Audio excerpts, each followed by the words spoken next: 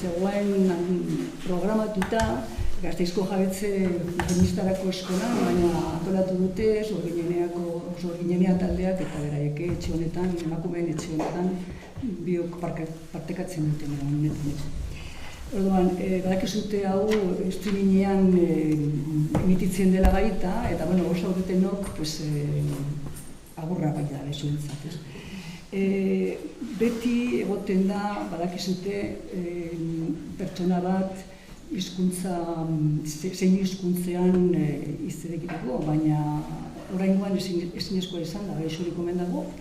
Eta, gorrak zaretenok, barkamena eskatzeko beharko dugu, ez? Gero bai, grabatzen denean, agertuko da zeinoekin eta baita ere, subtituloa bidez, ez?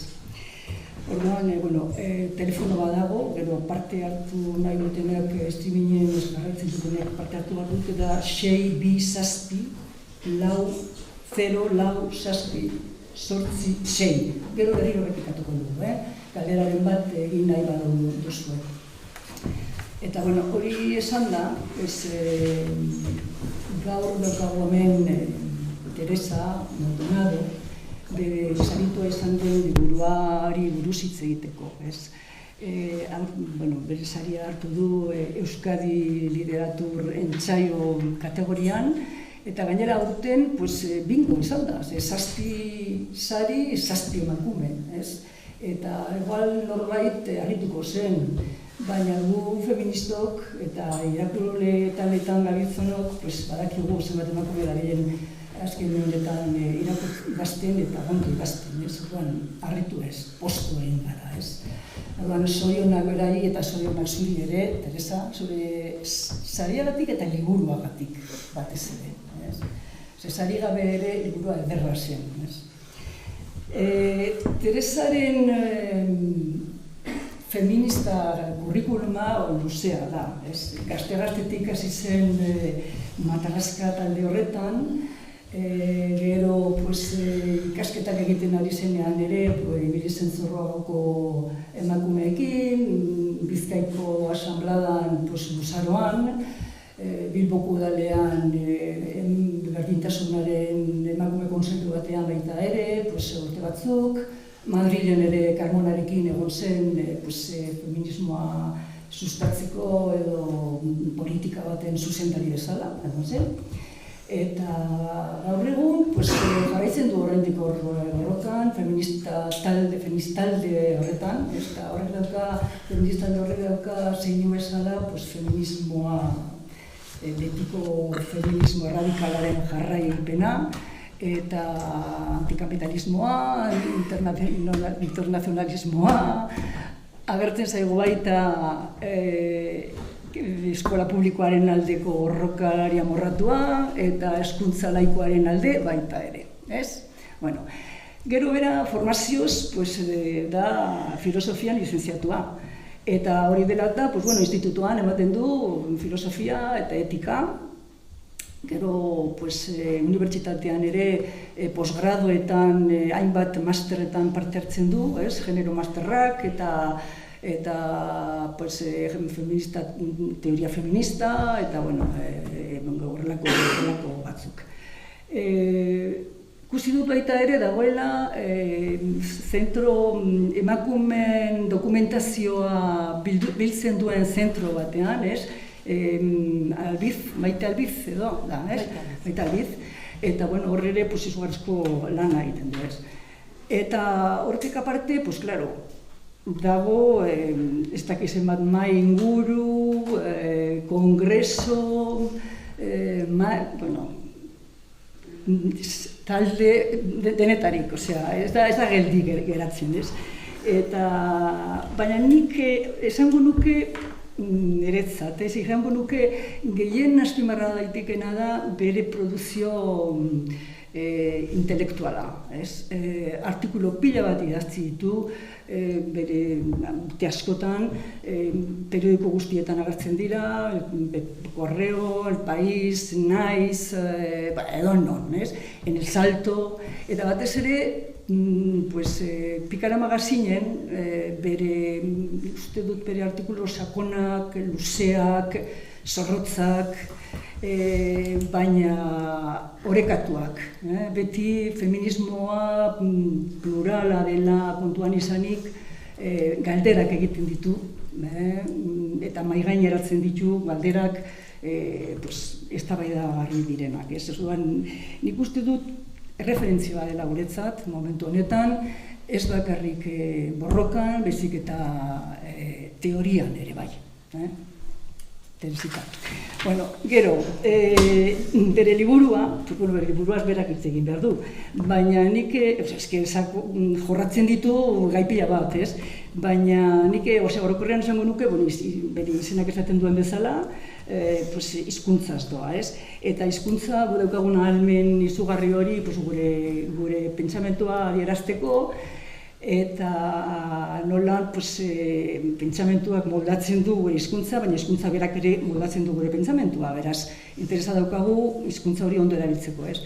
Eta orduan, berak kontatu digu zenbat detaile, baina hizkuntza azkenengo urte hauetan modan dauden gauza batzuk eta gehikeri batzuk direla eta hizkuntza hori pixkatxo bat desbideratu da edo kutsatuta dago, ez? Eta horrek eragina dauka, mezua jagatzen da hartzailaren gana, nolabait, batzutan erdizka, eta beste batzutan bat ere ez dut ulertzen, ez? Orduan arazoa dauka hor. Eta berak egiten duena da, feminismoan horrek eragina izan du, noski, eta orduan berak egiten du autokritika bat, eragina gaizki horrekin, eta planteatzen ditu arazo batzuk interesgarriak direnak.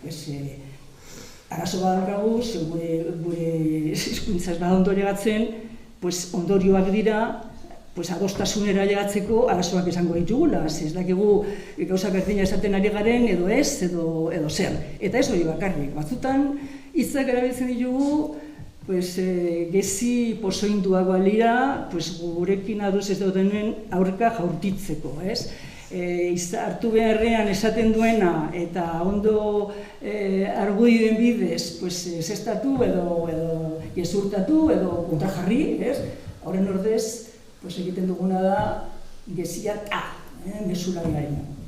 Orduan, nik uste dut hori guzti hori bera jartzen dugu gorro gainean, eta nik gehiago ez daukat esateko, zuk eskerrik asko, bakarrik, gau guzti hau gainean jartzeagatik, eta ni belarri prest entzuteko, abertzer esateko zu. Mila eskerra, negota behin, agian hori eskerren kapituloan Inez Elkoro Barrutiari eskerrak emotea egin duen aurkezpenagatik, gehiagi, uste dut, esan duzula, baina tira, elo maio hori bai, hortik dagoena bidapena luzatzeagatik eta antolakuntza edo berdintasun zerbitzu eta jarretze eskolari eman egizkiet eskerra baita ere, emakume etxeari, jakina, sorginenea, elkarteari, eta etorri zareten guztioi, eskerremen egoteagatik eta hasiko gara berehala. Hasi aurretik nahiko nuke jakinea inor, ez dakizelan egin eta nire liburua hitz egiteko gustatuko litzaidake jakitea da inork edo askok irakurri duzuen ala ez duzuen irakurri, gehienok ez duzue irakurri. Orduan kontatuko dizkizuet bertan jorratzen ditudan gauza batzuk, honela pizten dizuedan irakurtzeko gogoa edo argi guztien dizuet ez duzuela zertan irakurri behar, hori be izan daiteke, ez? Bueno, horrez gain, harira bete-betean sartu aurretik, gustatzen zait mai gainean planteatzea bi aldez aurretiko kuestio moduko batzuk, ez? Eta lehenengo hau grabatzen ari da edo botatzen ari da streaming betartez, ez? Baina dena dela. Nik liburua aurkeztu dudan guztietan edo gehienetan, gutxitan aurkeztu dut, ez dakizen bat 4-5 aldiz edo lan, ez? Baina beti gustatzen zait esatea Egia da, ematen du koketeria moduko bat dela, baina egia da deserosotasun moduko bat sentitzen dudala, zenik Gorok esan duen bezala eta batzuek dakizuenez, bueno, artikulo gile naiz batez ez, artikulo idazten ditut, eta idatzi dudan lehenengo eta liburu bakarra zer eta feminismoa kritikatzeko da, da autokritika bat. Orduan, nik uste dut munduan badaudela gauza asko kritikatu beharrekoak eta ez feminismo lehenengo eta behin. Orduan horrek sortarazten dit honelako deserosotasun hori, ez? Dena dela, ez dut ukatuko, idatzi dudala eta argitaratu dudala. Eta horrek esan nahi du baita ere nire gainean hartzen dudala bertan ipini dudana, ez? Orain ikusiko dugun horren parte bat. Parentesia artean, ni artikuluak idazten ditut, Gorok esan duenez batzutan oso luzeak, batek esan dezake oso astunak ere, eta egia esan liburu hau da artikulu luzeago bat, ez da, bueno, azkenean erabaki nuen ez gelditzea eta esan nahi nituen gauza guztiak pixkat garatzea, gauza guztiak ez daude oso garatuta ala eta guztiz bezen, nire ohitura da artikuluak idazteko, eta orduan artikulo pixkat luzeagoa da, besterik ez. Bueno, baina idatzi dut eta autokritika da, feminismoaren barruko kritika, baina lau haizetara, argitaratu da liburu batean, eta mundu guztiak irakurtzeko parada dauka. Naiz eta deserosotasun hori sentitu, argitaratu badut, izan da, pentsatzen dudalako beharrezkoa dela une batez gelditzea eta ikustea zer egiten ari garen gure hizkuntzaren erabilerarekin. Zenik ikusten dituen gauza asko oso kezkagarriak zirenak.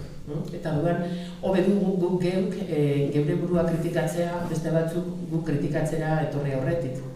Eta kontua da, gero aipatuko dudanez, gaur egun ezinezkoa dela barruko kritika egitea, garai batean egiten genuen bezalaz ez, asanbladetan edo emakume asanblada feministetan, feministon arteko barruko eztabaidak esaten genituen, eta bereizi egiten, nik uste dut, bereizi egiten genituela eztabaida horiek kanpoan esaten genuen horietatik, ez? Eta gaur egun sare sozialak direla eta mundua nolakoa den dela eta askoz be zailagoa da. Eta kritikak egiten dira, esan bezala, lau haizetara eta mundu guztiaren aurrean eta guztiz agerian, eta horrek alde onak eta alde txarrak ditu. Baina dena, nik hartu dut nire gainean arrisku hori eta saiatu naiz, ahalegindu naiz asko gainera gauzak ahaldudan modurik hoberenean azaltzeko inor mindu gabe eta bar. Baina autokritika da, beraz feminismoaren kontrako kritika bat hori onartu behar dut. Hori batetik. Eta bestetik, hau agrian dagoenez nik idatzi dut liburu hau gazteleraz, eta kontu linguistikoak dira tartean daudenak. Orduan, gauza batzuk ondo euskaratzen dira, beste batzuk ez horren ondo. Nik horre planteatzen ditut hainbat esate baterako orain ikusiko dugunez, hainbat esamolde eta hitz egiteko moduak errepikatu egiten direla, mantrak badira bezalaz eta bizitzak eta batzuk euskeran ere erabiltzen ditugu, eta orduan bertan egiten dudan kritika baliogarria da, baita ere euskeraz idazten edo hitz egiten dugunerako, eta agian beste batzuk gehiegi fortzatu beharko genuke analizia hori egin ahal izateko. Baina zer dakit nik euskeraz ikusten ditugu honelako leloak baita ere ez, bizitzak erdigunera, edo zaintzak erdigunera, edo zer erdigunera eroan behar direla gauzak hori bihurtu da feministon artean lelo moduko bat, mantra bezalako bat, errepikatu egiten dena zentzuarekin batzutan eta zentzurik gabe beste askotan, edo gorputza jartzearen aldeko deialdia, askotan ikusten dena, gorputza jarri behar da. Eta hasten garenean pentsatzen zer dagoen dei horren atzean, batzutan ez da argi gelditzen, edo batzutan topatzen duguna ez da hain bidezkoa, ez dakit nik, ez? Bi adibide horietan nik uste dut posiblea dela egiten dudan analizia edo ikerketa liburuan pasatzea euskeraz hitz egiten dugunera. Baina Importantena agian da, edozein hizkuntzatan egin nahi dudan sakoneko hausnarketak balio duela, ez? Kontua da, erabiltzea hizkuntza kontu handiarekin.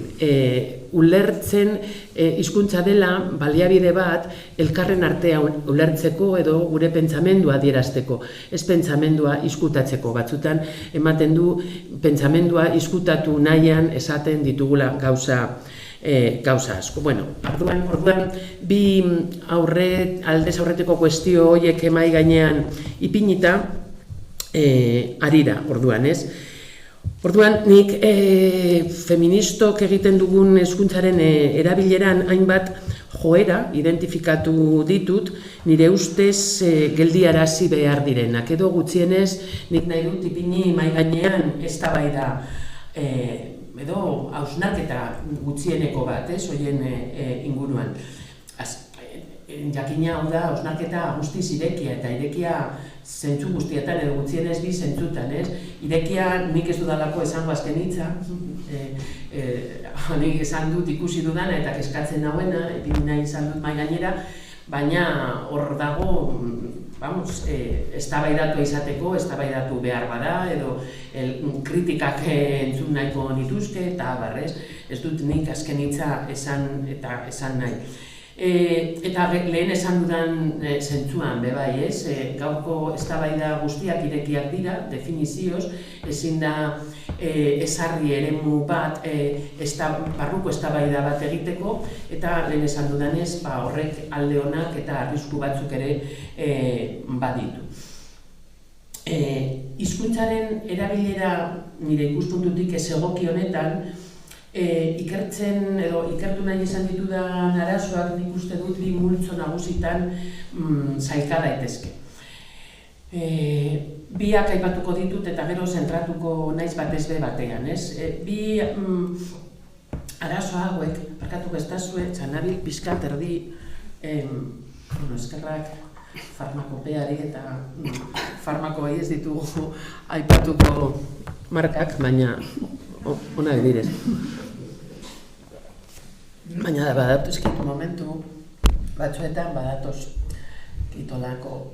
Bueno, esaten nengoen, ikertu ditudan gaiak edo arazoak gure hizkuntzaren erabileran bi multzo nagusitan sailkatu daitekela. Batetik ikusi dut, eta gian hortik izenburua, liburuaren izenburua, argi hitz egin dezagun, hablemos claro, ze ikusten dut, esango didazu edo zaudeten ala ez, gero eta jerga ulertezinagoak erabiltzen ditugula feministok, neologismo pilo bat, anglicizmo pilo bat, ingurumari asko, ez? Oso estilo korapilatzua, sakona iruditu nahian, batzuetan, baina benetan sakona ez dena, bakarrik korapilatzua. Testu askotan, hitzaldi askotan, leku askotan feministek hitza hartzen dugunean, berehala hasten gara erabiltzen jerga ulertezin horiek guztiak, ez bakarrik iniziatuentzako balira bezalaze. Eta horren ondorioz, jende askok ez gaitu ulertzen.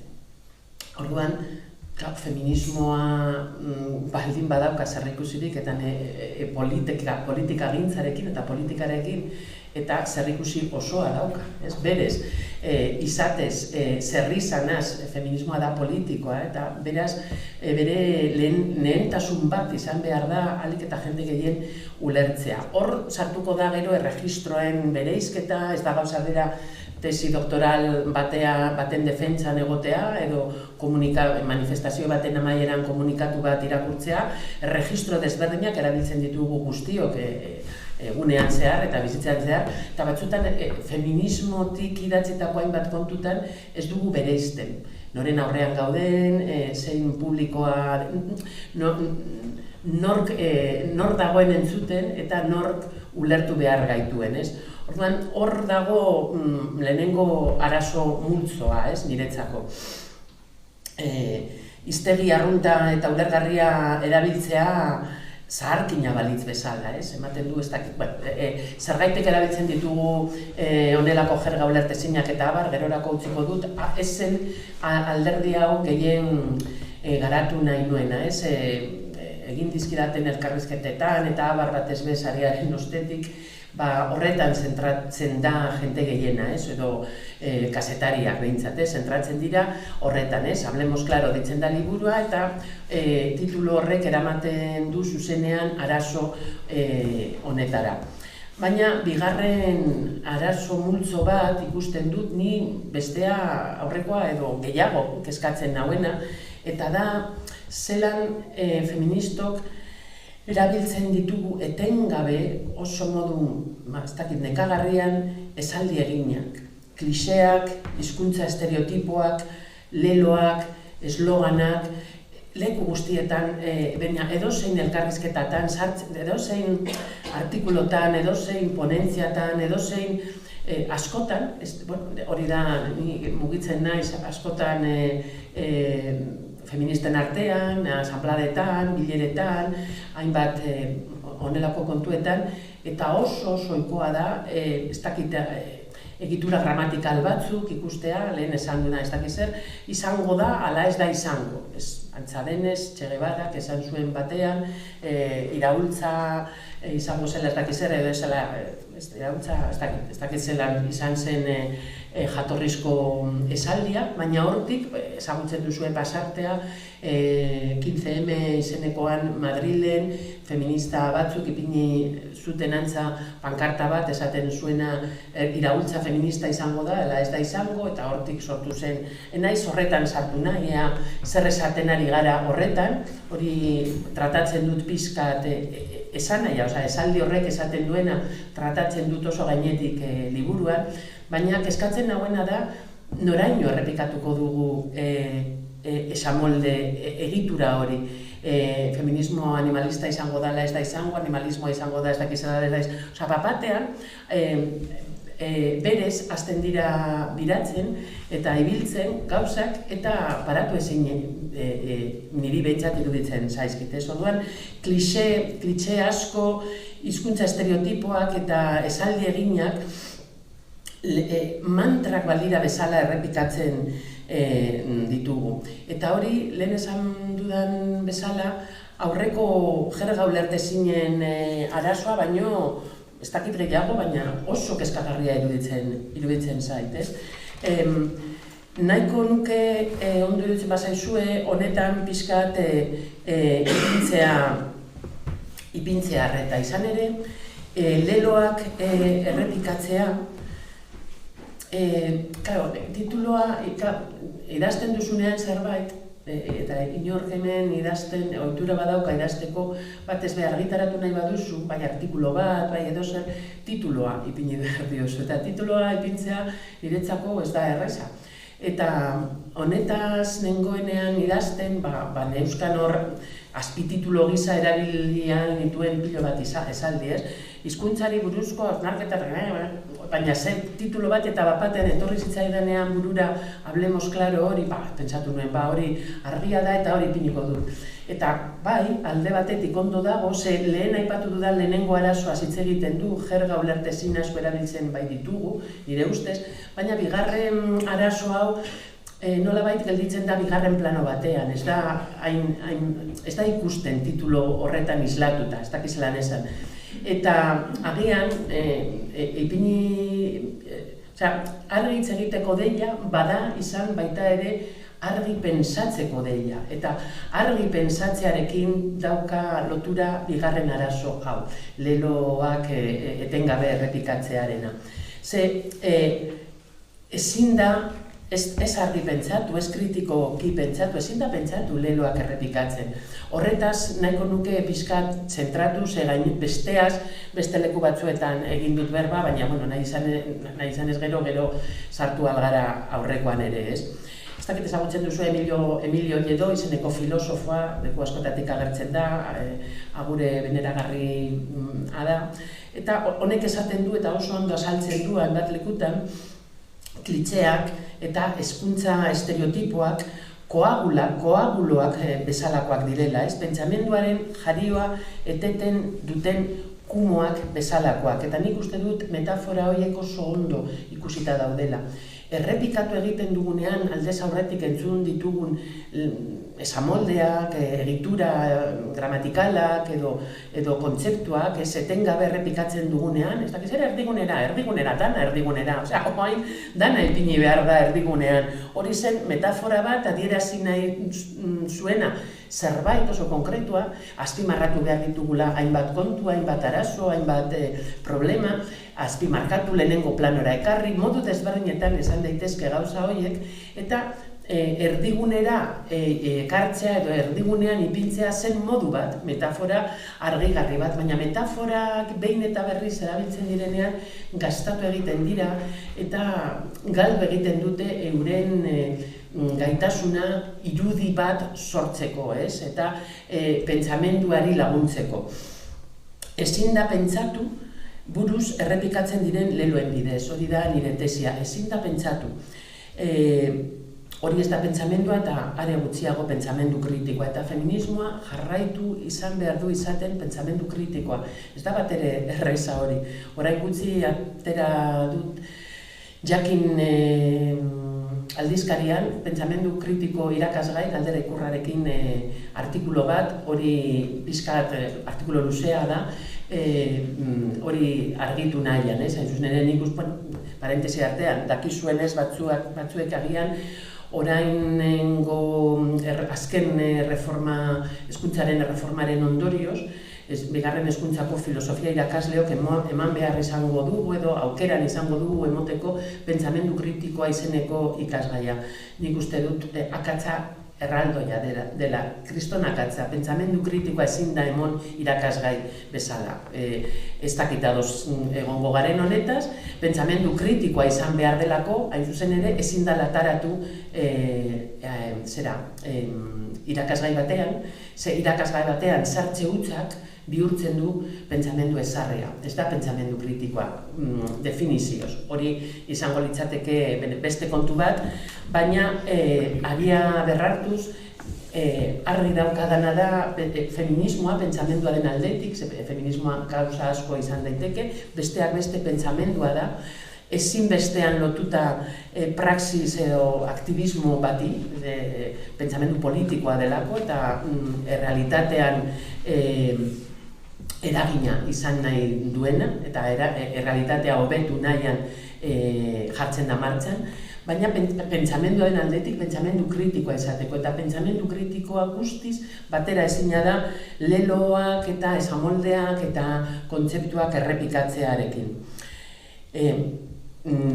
Banituen nik gordeta, ordenagailuko karpeta batean, hainbat adibide, non ikusten ziren bai, hasieran aipatu dudan lehenengo arazoaren adibideak, alegia jerga ulertezinen erabilera bapoa leku guztik, leku askotan, eta errepikapen honen beste adibide asko. Azkenean ez nituen sartu liburuan ze pasarte guztiek zeukaten egilea, eta egilea ezaguna niretzat, batzuetan laguna, batzuetan lagun mina eta guzti. Delikatu samar iruditzen zitzaidan eta kendu ditut, baina ez dakit buruan dauzkazue, nik buruan ditut adibide asko, testu feminista batzuk ematen dute, dirudite katalogoak. Itxura ona duten esamolden eta modako hitzen erakusgaiak ematen dute. Baina gauza gutxi, gauza berri gutxi behintzat esaten dituzte. Ematen du honelako erabilerarekin kezkatuta gaudela gehien bat esatearekin nortzuk garen gu. Hau da, ez dugu horren beste munduaz, errealitateaz hitz egiten, baizik eta gutaz. Esaten ari guztiok, onartu behar ditugu guztiok hitz egiterakoan nolabait adierazten dugu zein talde sozialatan edo zein azpitaldetan gauden. Zer garen gure hizkuntzak hitz egiten du gutaz, ez? Gure hizkera, gure hitz egiteko moduek hori guztia gutaz hitz egiten du. Baina esaten ari naiz edo kritikatzen ari naizena da gehiegikerian erortzen garela. Badirudi moda-modako hitz eta esamolde horiek guztiak sartzeko, ala edo nola sartzeko arduratuta gaudela, eta ez horren beste esaten ari garen horretan. Eta nik uste dut hori arazo bat da. Niretzat behintzat oso nekagarria eta etxigarria da.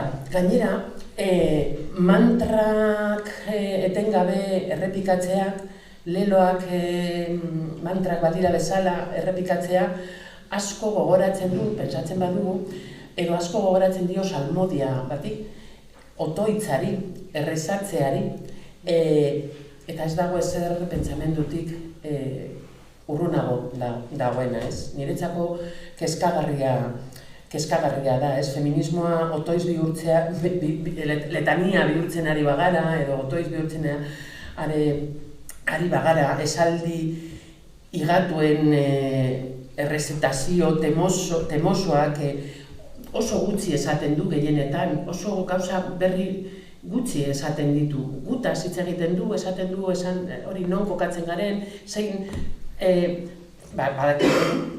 badakigu hemen guztiak, barruko feminismo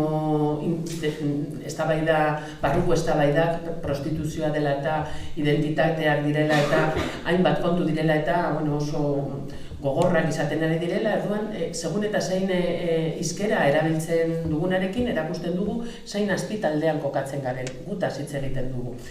Nik uste dut mundua hitz egin behar dugula eta mundua pentsatu behar dugu modu kritikoan. Beraz, utzi beharko genioke esamoldeak errepikatzeari. Egia da, hizlari guztiok, hizlari bakoitzak ez duela asmatzen hitz egiten duen hizkuntza. Beraz, heredatu egiten dugula hizkuntza bat, eta hizkuntzaren barne badaude hainbat esamolde eginak eta guztiok erabiltzen ditugula nahi gabe aldez aurretik guk sortu ez ditugun hitz egiteko moduak, ez guztiok erabiltzen dugu. Hizkuntza zerbait kolektiboa, definizioz delako, baina ez genuke ahaztu behar baita ere Chomsky joan den mendearen erdian ikusi zuena, alegia, hizkuntzaren bitartez hiztunok gauzak garela, kriston sormena jartzeko martxan, ez? Gauzak gara inoiz entzunez ditugun gauzak esateko lehenengoz. Eta hori oso garrantzizkoa da, hori mantendu beharko genuke. Ezinbestez erabiliko ditugu beste batzuek moldatutako metaforak, beste batzuek moldatutako esamoldeak eta komunitateak egindako zerbait delako hizkuntza. Baina berriro be, kritikatzen ari naizena ez da erabilera, baizik eta gehiegikeria. Gauzak berriak esateko ezin dugu errepikatu 11 aldiz entzun duguna.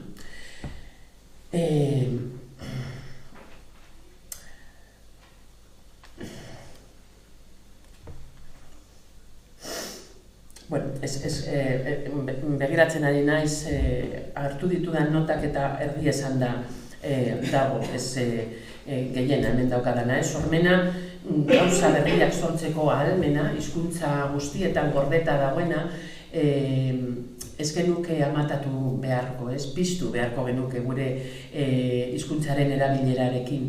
Eta egiten dugun hizkuntzaren erabilera, kritikatzen ari naizen erabilera honekin, askotan esandakoa, gure buruaz hitz egiten dugu, gero, astirik badaukat nahiko nuke hau ipini erlazioan beste arazo batekin, hizkuntza ikertzean, hizkuntzatik ailegatzen gara munduko gauza guztietaz hitz egiten baitugu.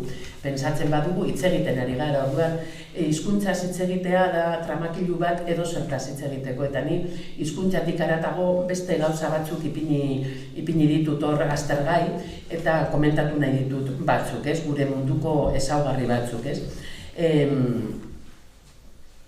hori, esaten garela batez ere nor eta zer garen, non gauden, kokatuta, eta noren edo nortzuen alde kontra gauden. Beraz, gu eta nia, ni naiz hau, gu eta gutarrak, Orduan horrek badauka zerikusia liburuan tratatzen dudan beste gai batekin. Nik nolabait hizkuntzatik haratago, baina hizkuntzaren erabileran islatzen dena. Eta kontu honetan kriston garrantzia daukate sare sozialen lehentasuna eta nagusitasuna, eta mundu hiperkapitalista honen beste ezaugarri batzuk, ez? Niretzako gaur egungo arazorik, mundu honen arazorik nabarmenetako batzuk, psikologiaren etiketa batzuk erabiltzeagatik narzisismoa eta egozentrismoa dira. Hain zuzen ere, nia erdigunean ipini dugu. Horren beste erdigunea aipatuta da nia ipini duguna erdigunean. Informazioaz gainezka dagoen mundu honetan, non arreta lortzeko leian gauden etengabe, gure hitz egiteko moduak azpimarkatzen du beti subjektua. Hitz egiten duena, nork hitz egiten duen, zertaz edo zer esan nahi denaren gainetik, ez? Subjektua objektuaren gainetik. Hori zergaitik gertatzen den ikustean, nik neuk ikusi ditut bi eragin nagusitik datorkigula edo datozkigula hori, ez? Alde batetik, psikologismoaren, ez psikologia, baizik eta psikologismoa, ez? Bereizi nahi dut, ez da gauza bera zientzia edo zientzia eta zientifizismoa. Ez da gauza bera, ez dakit, ez? Psikologia da jakintzaren arlo bat, oso errespetagarria, baina gizartean nabaritzen dut izugarri zabalduta dagoela psikologiaren erabilera ezegokia edo gehiegikeria berriro, psikologismo hitza erabiltzen dut hori izendatu nahian, ez? Orduan, psikologiaren abusua litzateke, ez? Psikologia neurriz kanpo eta lekuz kanpo erabili nahi izatea. Eta gainera psikologia askotan edo gehiegitan sartzen da sartu behar ez lukeen eremuetan, eta aplikatu behar zen hainbat eremutan. Nik uste dut gaur egun psikologia dana inbaditzen dagoela, eta dana batzuetan kutsatzen dagoela, ez dakit gelan psikologorik dagoen, eta agian horretaz hitz egin aldugu, baina nik ikusten dut leku askotatik gehiegikeri hori, ez?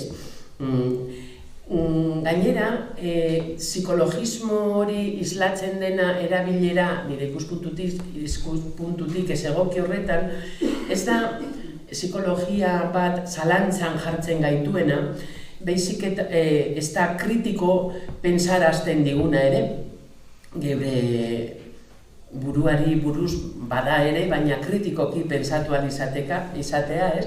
Baizik eta alderantziz, egoa, nia, lastantzen digun psikologismoaz ari naiz. Egoa eta nia eta identitatearen asuntoa ez dakit ikusten den, hortik etor daiteke, ez? Berreitzi egiten gaituena, geure burua erakustera gonbidatzen gaituena, geure burua zarro egotera bultzatzen gaituena, eta jakina ulertzen dut politika eremuan oso garrantzizkoa dela hainbat identitate, azpimarkatu behar izatea eta arrotasunez aurkeztu behar izatea, hori aurre suposatutzat ematen dut eta abiapuntutzat hartzen dut.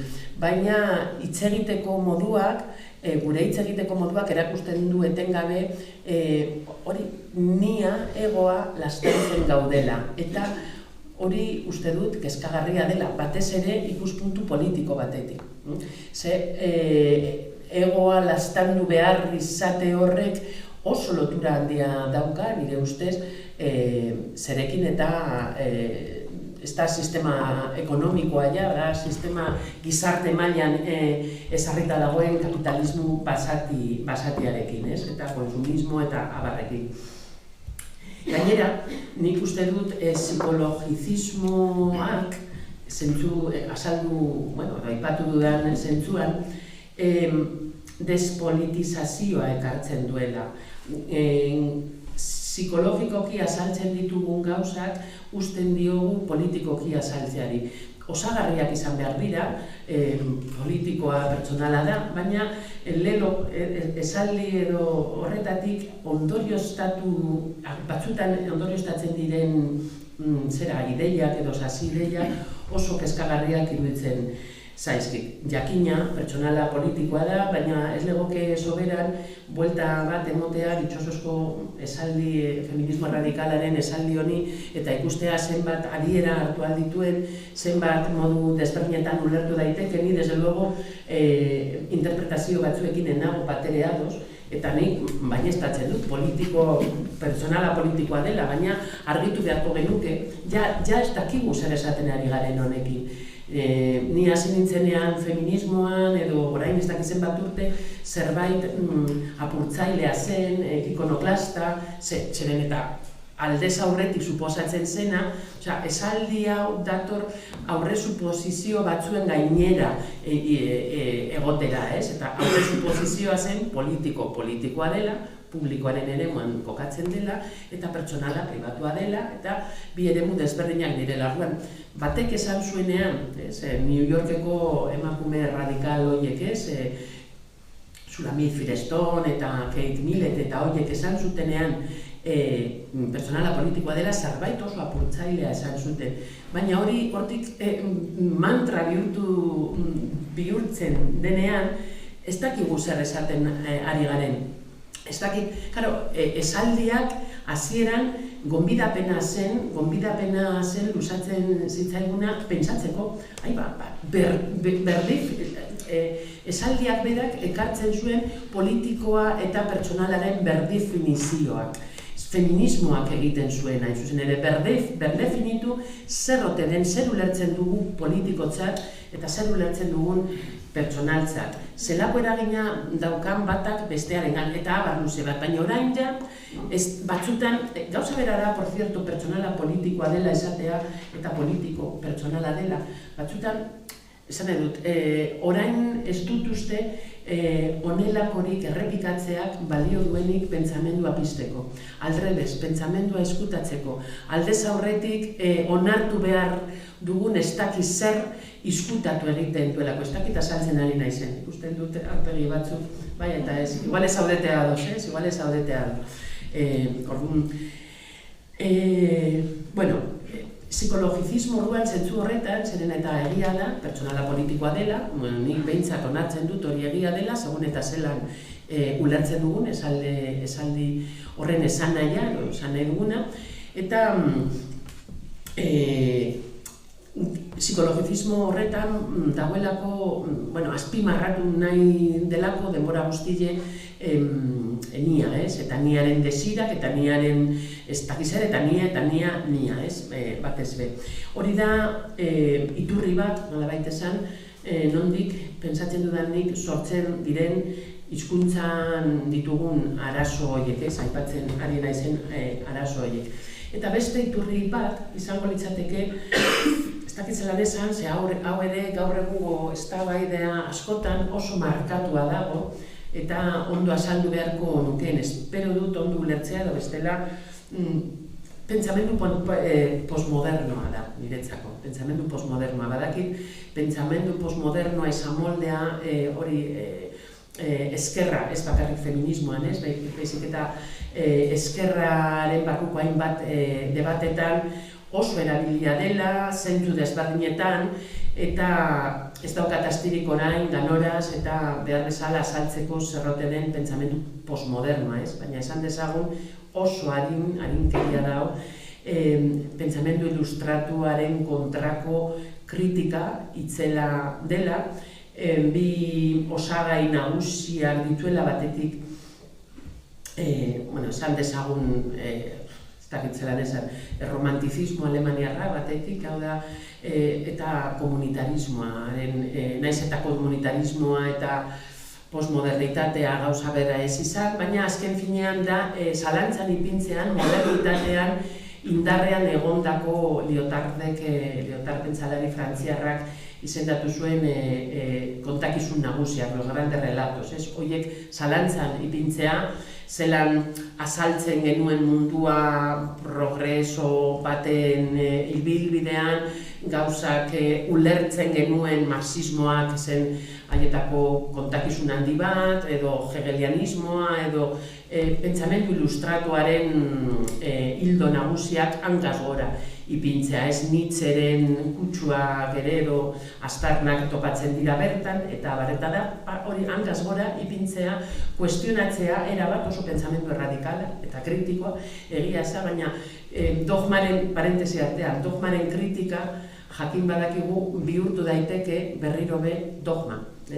Dogma kritikatu egiten dugu, baina kritika bihurtzen da dogma. Ni horretan nago, pentsamendu postmodernoarekin hori gertatu delakoan. Ni inoiz ez dut oso gustoko izan pentsamendu postmodernoa, horrek ez badu esan nahi, ere ni 18. mendeko ilustrazioa defendatzen dudanik.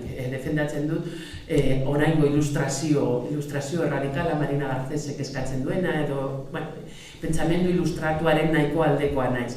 Baina hori nire arazoa da, ez dugu zertan horrekin kezkatu. Baina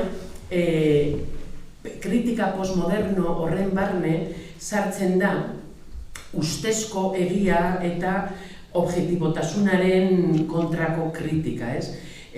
Postmodernitateak, pentsamendu postmodernoak ekarri zuen besteak beste hori egia kolokan jartzea, zer da egia, norentzat da, zuretzat erlatibotasun moduko bat, zuretzat egia dena, niretzat agian ez, kultura anistasunaren hildotik, anistasuna azpimarkatzen da, ustez berdintasunaren kontra, nik berdintasunaren kontrakoa ulertzen dut desberdintasuna dela, ez da gauza bera, baina honelako gauzak ekarri zituen, ez? Eta ezagutzari buruzko kontu batzuetan sartzen naiz, batez ere 3. kapituluan, agian hori izan daiteke kapitulorik filosofikoena, epistemologia edo teoria, ezagutzari buruzko teorian sartzen naiz, eta planteatzen ditut hor gauza batzuk, zeren eta pentsamendu feministan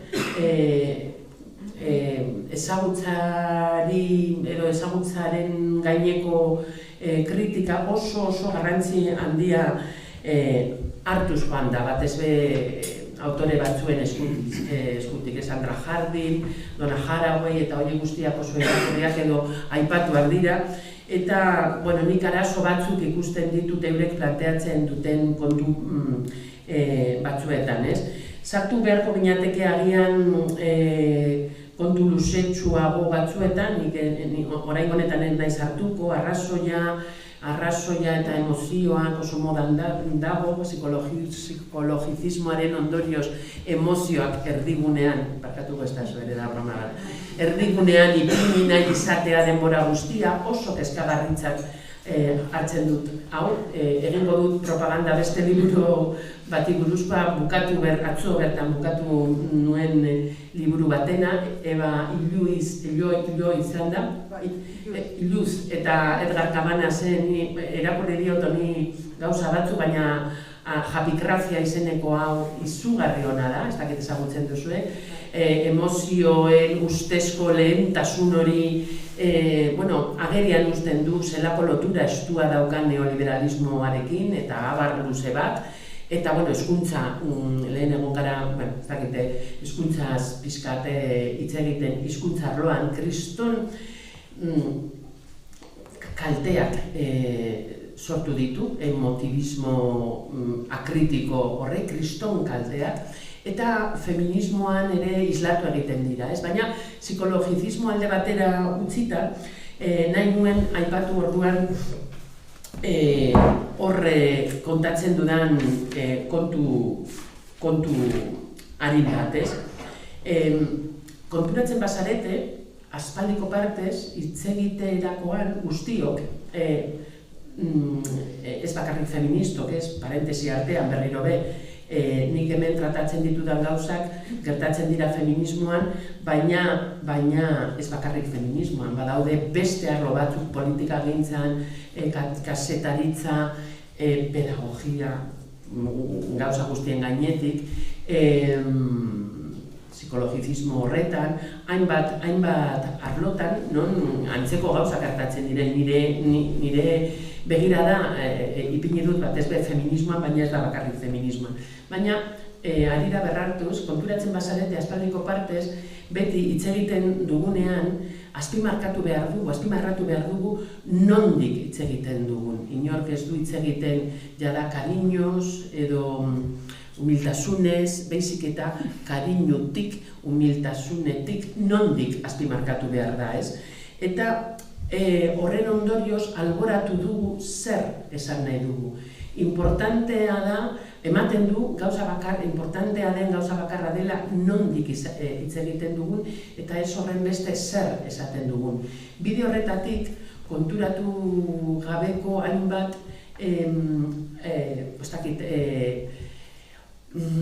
jardueratan eror gaitezke, esate baterako arrazakerian, baina ez arrazakerian lehenengo bistakoan, baizik eta izkutatua, arrazakerian, matxismoan, klasismoan, zeren eta ez du garrantzirik zer esan duen pertsona horrek, baizik eta nondik esan duen. Eta esan duen ez dakit nondik, orduan ez gara sartuko esan duen horretan. Ulertzen didazue. Orduan, nik uste dut hori datorrela baita ere pentsamendu postmodernoaren eraginetik. Horra aipatzen dut Ian Hacking filosofoaren planteamendu bat, horren kontra, berak esaten du bi hitzetan esan, da garrantzitsua esan daiteke, politika gintzan batez be, desmaskaratzea, agerian ustea, nondik hitz egiten dutenek, nondik eta zein helbururekin, zer lortu nahian, hori agerian ustea perfektoa da eta batzutan askotan oso beharrezkoa politikan, baina ez da gauza bakarra ikertu beharrekoa, ikertu behar dugu baita ere ea esaten duten hori egiazkoa den ala ez den egiazkoa, baina klaro horrek esan nahi du egiak zeo zer esan nahi digula, ez dakit. Hori guztia tratatzen dut, igual oraingo honetan baino argiago, espero dut behintzat, 3. kapituluan, eta esan bezala hori izan daiteke alderdirik edo liburuaren parterik filosofikoena. Horrez gain, eta honekin ja uste dut nahiko gaurkoz, bakarrik aipatzea identitatearen kontua, ez? Identitateak lehenengo lekuan daude gaur egungo politika gintzan orokorrean eta feminismoan baita ere, berriro be identitateak badute zerrikusirik garen horrekin, atera nuen orain kontura akordatu naiz, Mariluz Estebanen Mariluz Estebani egindako elkarrizketa baten harira, atera nuen Garan euskeraz eta gero Pikaran gazteleraz identitate gutxiagoaren alde izeneko artikulutxu bat, ez? Eta nolabait horre garatzen dut ideia hori, nire ustez identitate gehiegi dago orokorrean eta feminismoan baita ere, identitateak azpimarkatzen du berriro zer garen, nortzu garen, nia, eta nik uste dut azpimarra ipini behar dela gehiago egiten dugun horretan. Azken finean hori baita feminismoaren zerrizan politikoak non ipini behar duen fokoa, ez? Zer egin mundua hobetzeko guztiok izan izateko nahi duguna. Ulertzen dut identitateak izan behar dutela euren momentua eta garrantzizkoa dela eta identitate guztiek ez daukatela boterearekin erlazio berbera eta salatu beharre. Horre guztia onartzen dut eta esaten dudan gauza bakarra da gehiegi desbideratu garela identitateak azpimarratzera. Eta berriro gogoratu beharko genukela gure ataza dela zerbait egitea mundua hobetu nahi, guztiok izan ahal izateko nahi duguna. Nik uste dut nahikoa dela momentuz eta ez dakit piztu dizuet gogoa irakurtzeko ederto, bestela eztabaidatzeko prest oraintxe bertan, ez?